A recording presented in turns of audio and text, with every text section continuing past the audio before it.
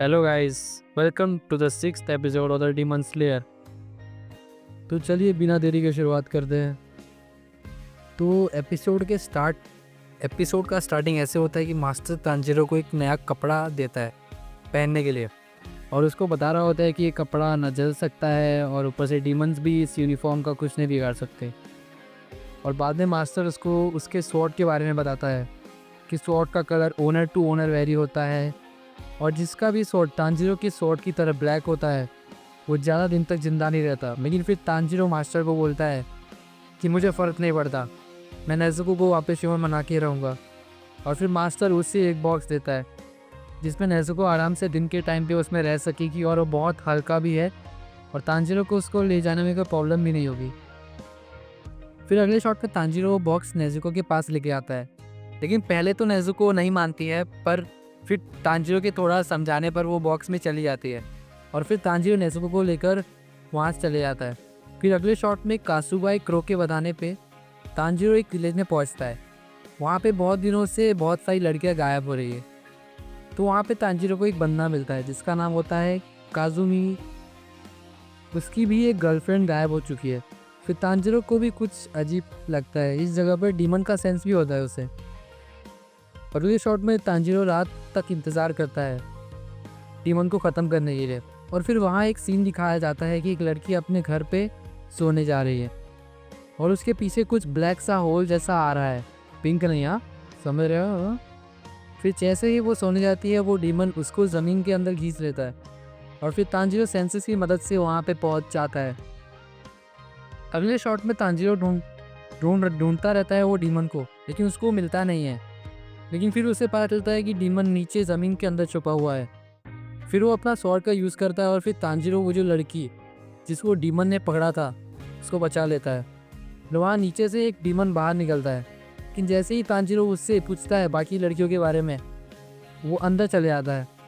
अगले शॉट पे तांजीरो अपने सेंसेस से पता करता है कि वहाँ पे एक नहीं 3 डीमंस है।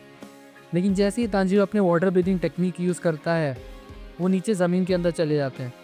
और फिर इसी शॉट में एक फ्लैशबैक दिखाया जाता है जिसमें मास्टर तांजीरो को बोल रहा है कि सिर्फ एक ही डीमन है जिसने ह्यूमंस को डीमंस पे कन्वर्ट किया है, और वो पता नहीं कितने लाखों सालों से ज़िंदा है, और वो उसका सबसे बड़ा दुश्मन है।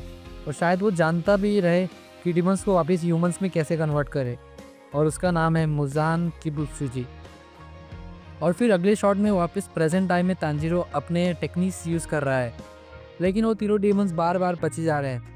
ये डीमंस तब मरते हैं जब उनका गला कटता है स्वॉर्ड से, और किधर भी स्वॉर्ड लगे तो अपने आप वो रिजेनरेट हो जाता है।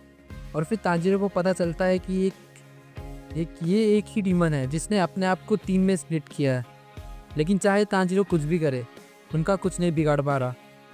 अगले शॉट में एक डीमन बाहर आके तांजीरो को धमकी देता है कि हट जा साले, वो लड़की 16 की है और उससे 16 साल वाली लड़की हो तो खाने में बहुत मज़ा आता है, खाने में, हाँ समझ रहे हो।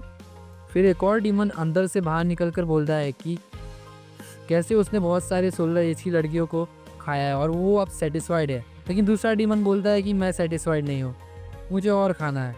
और फिर एक डीमन अपने कपड़े में रखे हुए ऑर्नामेंट्स दिखाता है, और वो जो लड़का था जिसकी जीएफ गायब हुई थी उसे बोलता है कि अगर उसकी जीएफ की चीज़ इस ऑर्नामेंट्स में है तो वो उसे खा चुका है।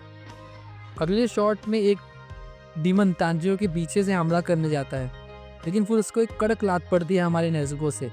वो बॉक्स से बाहर आई और एक डीमन गंदी लात दी, और उस डीमन को और बाकी डीमन सोच के पड़ गए एक ह्यूमन और डीमन एक साथ कैसे। और फिर एक फ्लैशबैक दिखाया जाता है जिसमें मास्टर तांजीरो को बोल रहा है होता है इसने नेज़ुको को समझाया कि all humans are your family and protect them and demons are your enemy. और फिर यहाँ पे ये एपिसोड ख़त्म होता है। तो गाइस, कैसा लगा आपको ये एपिसोड? और अगर आपको और भी कोई सीरीज़ जैसे डीमन स्लेयर या फिर और भी कोई सीरीज़ चाहिए उसका हिंदी एक्सप्लेनेशन, तो please comment, like, share and subscribe. For now, bye bye.